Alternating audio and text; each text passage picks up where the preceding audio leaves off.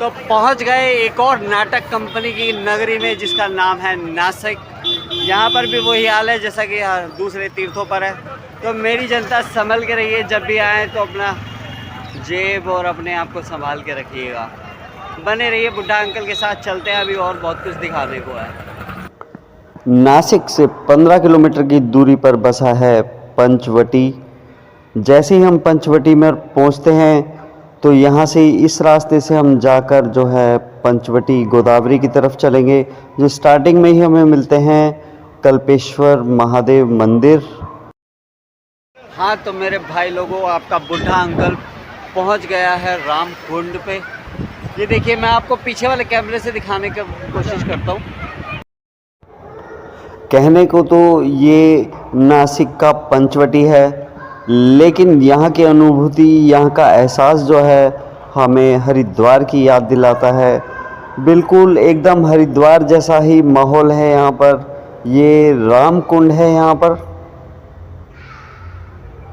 राम कुंड में आकर लोग अपने पितरों का पितृदान करते हैं, पिंड दान करते हैं। और गोदावरी नदी जो कि ब्रह्मगिरी पर्वत से आ रही है, जो पिछली वीडियो में हमने आपको दिखाया था, तो ये वहाँ से चलकर आ रही हैं और धीरे धीरे आगे बहुत दूर तक जाती हैं। बहुत सुंदर तरीके से घाट बनाए हुए हैं। सेम जो है, कैसा लगा? सेम जो है बिल्कुल हरिद्वार जैसा है, बस इतना फ़र्क है वहाँ गंगा जी हैं और यहाँ गोदावरी जी। तो चलिए अभी चलते हैं, तपोवन चलेंगे। अभी राम जी की रसोई दिखाएंगे, नासिक दिखाएंगे आपको, त्र्यंबकेश्वर कल आपको दिखाई दिया। तो आगे बने रहिए, बहुत कुछ दिखाने को है, बहुत कुछ दिखाने को है यहाँ पंचवटी में। बने रहिए।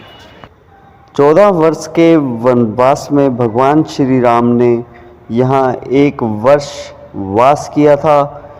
इसी से थोड़ी सी दूरी पर चलकर एक गुफा है जहाँ पर माता सीता को रावण ने अपहरण के बाद छुपा कर रखा था कुछ समय के लिए। इस घाट पर अपनी आस्था अनुसार लोग आते हैं और पिंड दान करते हैं, अपने पितरों का तर्पण कराते हैं। हाँ तो अपने भाई लोगों, हम लोग ने स्नान कर लिया है और अपनी शाम प्यारी को भी हमने स्नान करा दिया है। चलिए अभी चलते हैं आगे, पंचवटी में घुमाते हैं आपको बहुत अच्छी अच्छी जगह। तो बने रहिए बुड्ढा अंकल के साथ। छोटी छोटी पहाड़ियों के बीच बसा घाटी के बीच में पंचवटी, जो कि हरिद्वार की ही याद दिलवाता है। और आगे चलकर इससे थोड़ी सी दूरी पर ही, लगभग 2 किलोमीटर दूरी पर जाकर जो है शूर्पणखा मंदिर भी है, जहाँ पर मैं अभी आपको लेकर चलूँगा, जहाँ लक्ष्मण जी ने शूर्पणखा जी की नाक काटी थी। और उसके बाद मैं आपको दिखाऊंगा जहाँ पर सीता जी को छुपाया गया था रावण द्वारा। चलिए अभी और बहुत कुछ है दिखाने को। अभी चलते हैं सीता गुफा और राम जी की रसोई, सीता जी की रसोई भी दिखाते हैं आपको। वो गुफा भी दिखाएंगे जहाँ रावण ने सीता जी को अपहरण करने के बाद जो है छुपा कर रखा था वहाँ पर। और शूर्पणखा की नाक वाला दिखा दिया अभी। और बहुत कुछ है, याद नहीं आ रहा है, लेकिन बहुत कुछ है वहाँ दिखाने को। चलिए दर्शन करने के बाद अभी हम चलते हैं गोदावरी और कपिला नदी का संगम पर, जो यहीं पास में ही है। पंचवटी से सीधा गोदावरी नदी के किनारे किनारे किनारे चलते आएंगे तो आपको सीधा ये मंदिर पर पहुंचा देगी। तो तपोवन इस जगह का नाम है जहां पर शूर्पणखा की नाक काटी गई थी। बाकी आगे चलते हैं और बहुत कुछ है, सीता जी की गुफा है और बहुत कुछ है दिखाने को। चलते हैं अभी, जैसे जैसे पता चलेगा वैसे वैसे आपको भी दिखाएंगे। धन्यवाद। तो जैसे कि आप लोग देख रहे हैं, ये है सीता गुफा संस्थान पंचवटी नासिक, जहां आपका बुड्ढा अंकल पहुंच गया है और दर्शन हम कर चुके हैं। अंदर ये सामने देख रहे हैं, अंदर फ़ोन ले जाना मना ही है, हर जगह आपको पता ही है कि मना होता है। तो सीता जी का अपहरण होने के बाद रावण ने कुछ समय के लिए इस गुफा में छुपाया था। और ठीक सीता गुफा के सामने राम रसोई है, जहाँ पर पुराने ज़माने के बर्तन रखे हुए हैं। कहा तो ये जाता है कि ये राम जी की रसोई के बर्तन हैं जो माँ सीता खाना बनाने के लिए इस्तेमाल करती थी। 1 रुपया यहाँ की फ़ीस है। म्यूज़ियम टाइप का बना रखा है, अंदर फ़ोन ले जाना बिल्कुल मना है, बदतमीजी अलग से करते हैं। खैर बच्चों, तो एक नियम है वहाँ सब जगह का। फिर उसके बाद हम पहुँचते हैं सीधा पंचवटी, जहाँ भगवान श्री राम ने अपने 14 वर्ष के वनवास में 13 वर्ष जो यहाँ लिखा हुआ है कि 13 वर्ष का वनवास उन्होंने यहाँ पर किया था। और उसके बाद हम सीधा पहुँचेंगे अशोक वाटिका। अशोक वाटिका के बाद आपको गोदावरी जी के दर्शन कराएंगे, जहाँ कपिला का संगम होता है। और उसके बाद आपको दिखाएंगे हम शूर्पणखा का मंदिर, जहाँ पर भगवान लक्ष्मण जी यानी कि राम जी के छोटे भाई लक्ष्मण जी ने शूर्पणखा की नाक काटी थी। तो ये देख रहे हैं आप, अशोक वाटिका में हम पहुंच चुके हैं। अशोक वाटिका, जहां भगवान श्री राम ने अपने जीवन के, अपने वनवास के समय के 13 वर्ष काटे थे यहाँ पर, जिसका नाम है नासिक। तो जैसे कि आप लोग दर्शन कर रहे हैं, ये अंदर पर्ण कुटीर है। पहले पत्तों की जो है झोपड़ी बनी हुई थी यहाँ पे, अब जो है इसको पक्का कर दिया गया है और बहुत ही सुंदर तरीके से, व्यवस्थित तरीके से है। दुनिया आती है यहाँ पर, दर्शन करती है।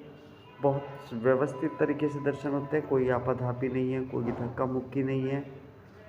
बहुत अच्छे से खुले दर्शन होते हैं। आप आराम से वीडियो बना सकते हैं, आप आराम से फ़ोटो खींच सकते हैं। आप दान दक्षिणा देना चाहते हैं वो भी दे सकते हैं। फिर ठीक पर्ण कुटीर के बिल्कुल ठीक सामने जो है गोदावरी जी का संगम होता है कपिला में।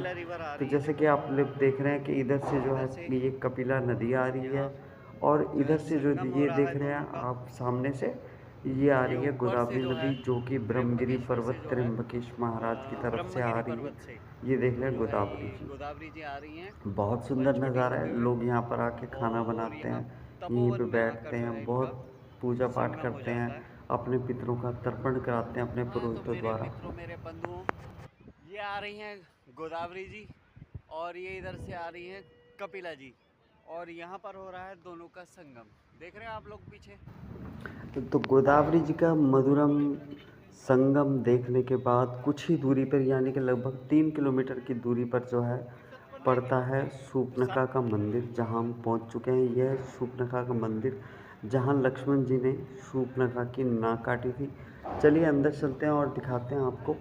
ये बाहर बहुत ही सुंदर प्रतिमा बनी हुई है, ये कोई बोर्ड नहीं है, ये हाथ से बनाई हुई है, बहुत ही सुंदर। मतलब हाँ, तो मेरे दोस्तों, घूमते घूमते आपका बुढ़ा अंकल पहुंच गया है शूर्पणखा की, जहां नाक काटी थी लक्ष्मण जी ने, उस मंदिर में।